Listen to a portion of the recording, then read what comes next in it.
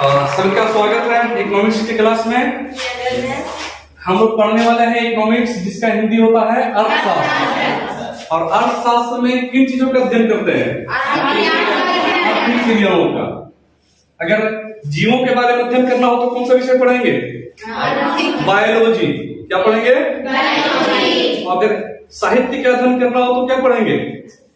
हिंदी पढ़ेंगे या इंग्लिश पढ़ेंगे? अगर किसी को फ्रेंच पढ़ना होगा तो फ्रेंच पढ़ेंगे। इसी तरह दूसरे अन्य भाषाओं को पढ़ेंगे, कहानियां पढ़ेंगे, उपन्यास पढ़ेंगे, कविताएं पढ़ेंगे ना। अगर जोड़ घटाव सीखना हो, गुणा भागा सीखना हो तो क्या पढ़ेंगे? और अगर आर्थिक क्रियाओं को समझना हो तो क्या पढ़ेंगे? इकोनॉमिक्स। तो हम लोग इकोनॉमिक्स पढ़ने वाले हैं और इसमें आर्थिक क्रियाओं का अध्ययन किया जाता है। उदाहरण के लिए बिजनेस कैसा क्रिया है? आर्थिक क्रिया है। कृषि आर्थिक क्रिया है। बैंकिंग आर्थिक क्रिया है। इंश्योरेंस आर्थिक क्रिया है। इंडस्ट्री आर्थिक क्रिया है। इसी तरह के बहुत सारी क्रियाएं जिसमें आर्थिक लेन देन, आर्थिक गतिविधि शामिल हो, वे आर्थिक क्रिया कहलाते हैं। और उसका अध्ययन करना होता है किसमें? या आप लोग क्लास 11 के बच्चे हैं। इकोनॉमिक्स की पढ़ाई क्लास 9 से शुरू होती है। उसकी कुछ बुनियादी बातें और बुनियादी सिद्धांत आप लोग क्लास 9 में पढ़े होंगे। याद है किसी को? क्लास 9 का पहला चैप्टर कौन सा? पालमपुर गांव की कहानी। उसमें हम लोग एग्रीकल्चर को समझने का प्रयास कर रहे थे, प्रोडक्शन को समझने का प्रयास कर रहे थे ना। याद है? क्लास 10 का पहला चैप्टर डेवलपमेंट, विकास। इसमें हम लोग विकास से संबंधित बहुत सारे धारणाओं को समझने का प्रयास किए थे, उसके परिभाषाओं को समझे थे। क्लास 11 में पहला चैप्टर क्या है? स्वतंत्रता के पूर्व संध्या पर भारतीय अर्थव्यवस्था। अभी उस पर हम चर्चा करने वाले हैं। इसे समझने का प्रयास करेंगे हम लोग यहाँ पे। ये तो बात समझ में आ गई कि आर्थिक क्रियाओं का अध्ययन क्या कहलाता है। ये तो समझ में आ गया कि अर्थशास्त्र में हम लोग आर्थिक क्रिया का अध्ययन करते हैं। और आर्थिक क्रिया कैसा क्रिया? वैसा क्रिया जिसमें आर्थिक लेन देन सम्मिलित हो। क्लियर है यहाँ तक? अर्थशास्त्र को दो भागों में बांटा गया है। पहले को बोलते हैं व्यष्टि अर्थशास्त्र और दूसरे को बोलते हैं समष्टि अर्थशास्त्र। व्यष्टि that is MI, macro economics. समष्टि अर्थशास्त्र that is micro, MA, micro economics. सीधी सी बात है, अगर किसी एक इकाई का अध्ययन करना हो तो उसका अध्ययन व्यष्टि अर्थशास्त्र में करते हैं, जबकि एक से अधिक इकाइयों का अध्ययन करना हो तो उसकी अध्ययन हम समष्टि अर्थशास्त्र में करते हैं। इसे समझते हैं एक उदाहरण के द्वारा। सपोज करो मैं एक उपभोक्ता हूं, मैं वस्तुओं को खरीदता हूं, कंज्यूम करता हूं, भोग करता हूं।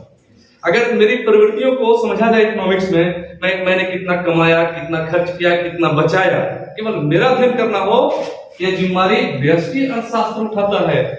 लेकिन संपूर्ण लोगों के मांग का अध्ययन करना हो, एक पूरी जनसंख्या के मांग का अध्ययन करना हो कि ठीक है झारखंड है, झारखंड के लोगों का एक मांग का प्रवृत्ति क्या है, बचत का प्रवृत्ति क्या है, आय का प्रवृत्ति क्या है, इसके संबंध को समझना हो तो उसका जवाब कहाँ मिलेगा मुझे?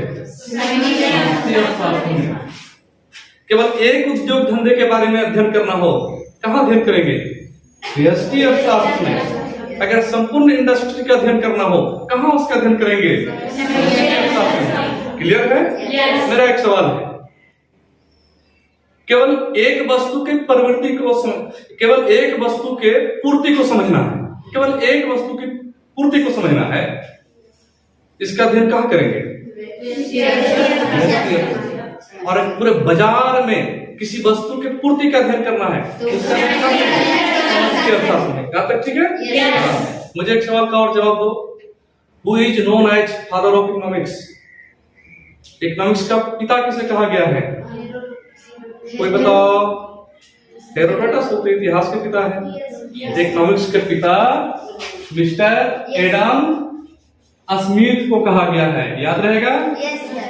Adam Smith is the father of economics. Is known as father of economics. Clear? अर्थशास्त्र के पिता किन्हें कहा गया है?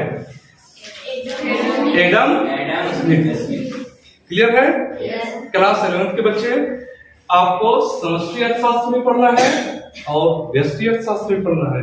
व्यष्टि अर्थशास्त्र में एक इकाई का अध्ययन करने के लिए समझना है और समष्टि अर्थशास्त्र में संपूर्ण इकाइयों का अध्ययन करने के लिए समझना है। ठीक है, हम लोग इस क्लास की शुरुआत प्रथम चैप्टर स्वतंत्रता पूर्व के संध्या पर भारतीय अर्थव्यवस्था के क्या लक्षण थे यह समझना है।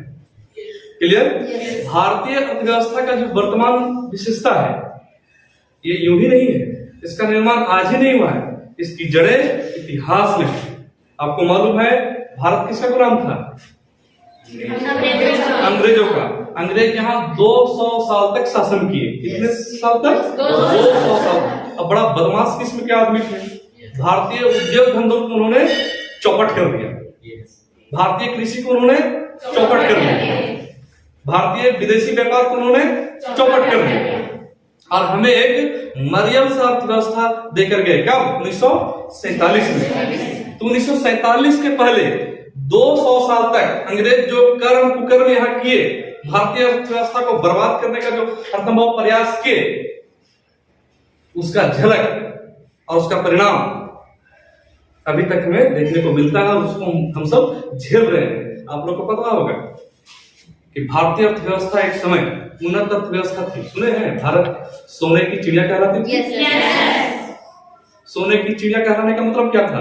यहाँ लोग सुखी संपन्न थे, विदेशी व्यापार फल फूल रहा था, यहाँ से अच्छी अच्छी वस्तुएं बाहर निर्यात की जाती थी और कुछ वस्तुओं का आयात भी किया जाता था। लोग संपन्न थे, समृद्ध थे, उद्योग धंधे और बहुत मामले में और टेक्नोलॉजी में भी हम सब आगे थे। लेकिन अंग्रेज जब आए तो उन्होंने अपने स्वार्थ में भारतीय अर्थव्यवस्था को चौपट कर दिया। यहां तक ठीक है? तो पहला चैप्टर में हम लोग आजादी के समय अंग्रेज भारतीय अर्थव्यवस्था को किस रूप में छोड़ के गए। अंग्रेज तो चले गए लेकिन भारतीय अर्थव्यवस्था को किस हाल में छोड़ के गए, यही अध्ययन करना है। क्लियर है? भारतीय अर्थव्यवस्था की जब भी बात करेंगे तो फिर से हमें आर्थिक क्रियाओं पर ध्यान देना होगा। तो भारतीय अर्थव्यवस्था का नहीं मतलब कि आजादी के समय भारतीय कृषि की क्या स्थिति थी, ये समझना है। क्लियर? भारतीय उद्योग धंधा किस हाल में था, ये समझना है। क्लियर? भारतीय विदेशी व्यापार किस हाल में था, ये समझना है। क्लियर? अधिकांश लोग किस तरह के कार्य को कर रहे थे जीविका के लिए, ये समझना है। तो पहला चैप्टर में हम लोग भारतीय अर्थव्यवस्था के स्वरूप को समझने वाले हैं।